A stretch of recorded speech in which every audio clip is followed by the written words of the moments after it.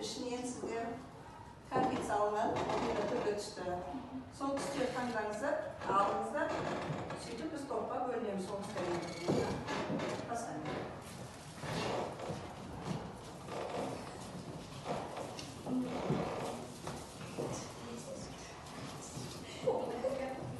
Ал, топқа бөлінеміз.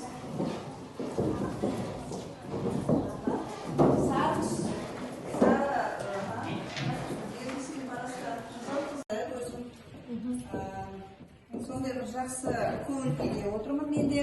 Сондықтан да сіздерге осындай дәм ұсыным береді.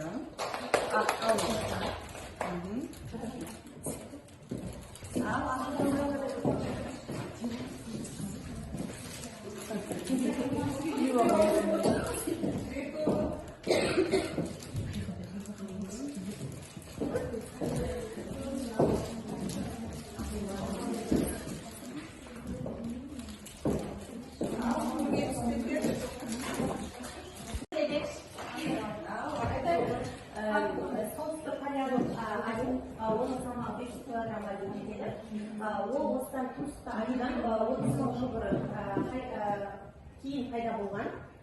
Жаңағы солтүстік жоқ, мұзды мұхитында өмір сүреді. Дұрыс солдыңыз?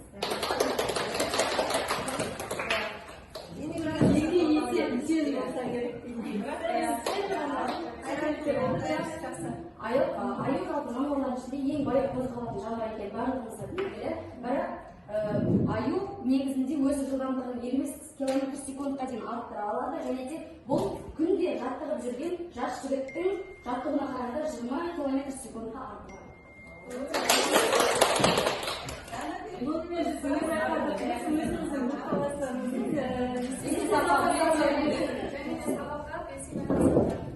Және де осы ең басты дидактикалық материалдардың ең басты міндеті де осы болып табылады. Адамның ойының ұшқырлығын, яғни қазіргі таңда бірінші сынып оқушылары ол ойын балалары.